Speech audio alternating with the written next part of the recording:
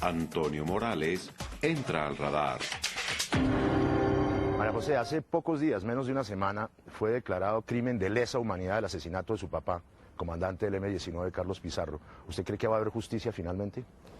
Pues yo espero que haya justicia. Ahora sí, cuando se abren nuevas ventanas para que podamos descubrir la verdad, para que podamos avanzar en la investigación, esto viene acompañado de una nueva impunidad, para nosotros sería catastrófico. Ahora, esperamos, igual en los últimos 6 meses, el caso ha avanzado más que en los últimos 20 años y eso le da a uno como un aire de optimismo. Carlos Castaño confesó que él era autor intelectual del asesinato de su padre, pero ahora lo que le permite uno entender la investigación es que por encima de los autores intelectuales hay autores ideológicos. Pues yo sí creo que ahí, digamos, los asesinatos tenían muchas cosas en común, de los grandes magnicidios que se dieron en el 89, en el 90, yo creo que sí seguían un patrón común y eso puede indicar que fueron planeados por por el mismo grupo de gente. Y parece que los caminos conducen, por lo menos de una manera teórica, a la participación del DAS, ni tan encubierta y más bien evidente. Maza Márquez acaba de salir de prisión. ¿Usted qué opina de eso?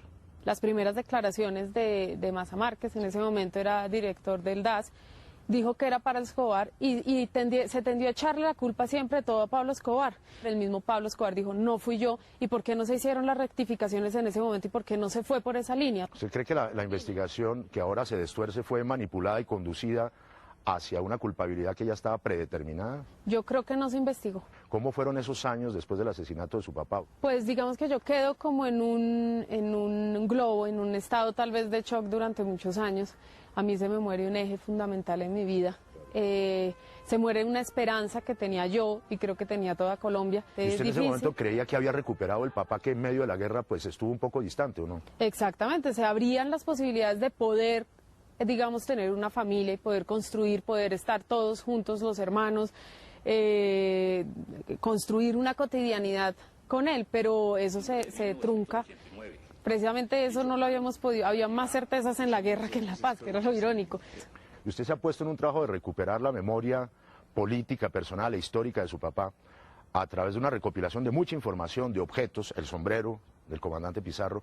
También está haciendo 2 documentales y sé que todo termina en una exposición en septiembre. ¿Por qué no nos cuenta a los televidentes de eso? A ver, sí, todo comenzó hace 8 años en Barcelona. Yo empecé, uno cuando está lejos empieza como a preguntarse quién es y a volver a los orígenes, paradójicamente. Entonces yo regreso, empiezo a crear un archivo grande, empiezo a recopilar. Cuando tengo tanto digo, ¿qué voy a hacer con esto? Me acerco a Casa América Cataluña, que en Barcelona, les propongo la idea de la exposición. Ellos desde el primer momento ponen todo a su disposición y se monta la exposición en Barcelona. Se monta una página web un año antes y empezamos todo este trabajo de memoria. Ahora mismo estamos terminando de rodar, ya terminamos de rodar el documental, esperamos que lo puedan ver esta semana los colombianos.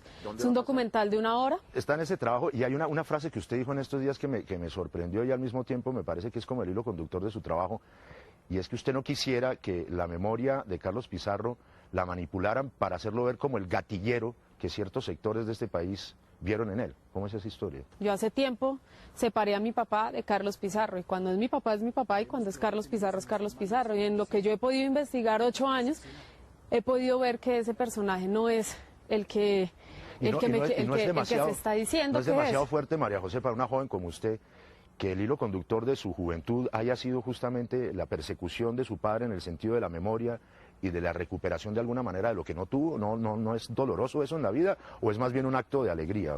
Yo creo que es un acto de afianzarse uno en su propia identidad. Es un acto de decir, también somos colombianos, también queremos este país, creo que nosotros también podemos coexistir con la gente y creo que todos podemos coexistir sin necesidad de matarnos. Precisamente creo que los procesos de memoria ayudan a construir esos puentes entre las personas, donde todos podamos mirarnos sin necesidad de matarnos, y esa es como la idea, es decir, este hombre hace parte de esta historia. Yo creo que si él luchó toda la vida para ser parte de la historia de este país, pues vamos a ayudarle un poco. Mire, encontré unas frases de su papá, a ver cómo las comentamos. ¿Hay con quién hacer la paz en Colombia?, se interrogaba Pizarro hace 20 y pico de años. Siempre ha habido. El problema es quienes no quieren que se haga la paz. pero siempre ha habido con quien hacer la paz. Yo creo que los colombianos de a pie, yo creo que el pueblo colombiano sí entendió ese mensaje y por eso a mi papá lo despidieron hoy hace 20 años como lo despidieron. La multitudinario porque yo creo sepelio, que sí. la gente entendió ese mensaje como entiende hoy otros mensajes. Entonces yo creo que la gente sí quiere paz. Decía Pizarro otra cosa, la guerra más estúpida es la que se puede evitar y no se evita. Exactamente. Y es decidir por negligencia o por egoísmo el desangre de una nación también. Y ahora que estamos en una época, digamos, transitoria de la historia del país, donde se acaba una hegemonía, un régimen, por llamarlo de alguna manera, otra frase de Pizarro, que dice, es necesario un acuerdo de paz para construir la democracia plena.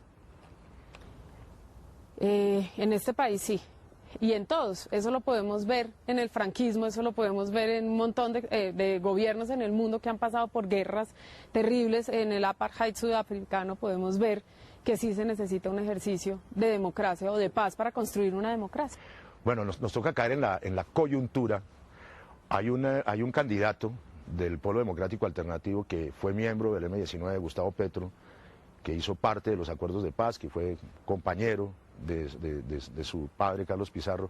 ¿Cómo siente usted que todo ese remanente que implicó el M-19, por el cual tenemos una constitución nueva de alguna manera, la del 91, esté representado por la candidatura de la izquierda de Gustavo Petro? Yo creo que la ideología de mi papá y la ideología del M se puede ver en muchísimos aspectos de la sociedad. Yo creo que eso se regó como cenizas al viento. Entonces yo creo que él puede representar algunas cosas, pero creo que hay otros ejercicios de tolerancia, de democracia, de apertura que pueden demostrar esas otras cosas. Eso lo podemos ver también en la unión de, por ejemplo, de Mockus y Fajardo.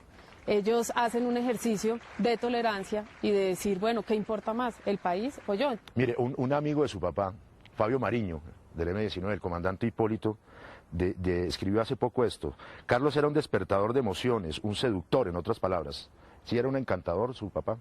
Yo creo que él seducía a hombres y a mujeres, no creo que sea solamente un seductor. A mí me parece que a veces se banaliza un poco en que es un comandante seductor Papito, y el comandante Papito, y yo creo que él era muchísimo más que eso. Yo creo que era un hombre que tenía un enorme carisma, yo creo que era un líder nato. Un líder nato es aquel que convoca y que sabe convocar. ¿Hasta dónde hubiera llegado ese líder nato si no lo mata? Sin duda yo creo que hubiera sido un presidente, y si no el presidente de este país, si hubiera sido el que hubiera tal vez podido sentar a todo el mundo en unos pactos diferentes.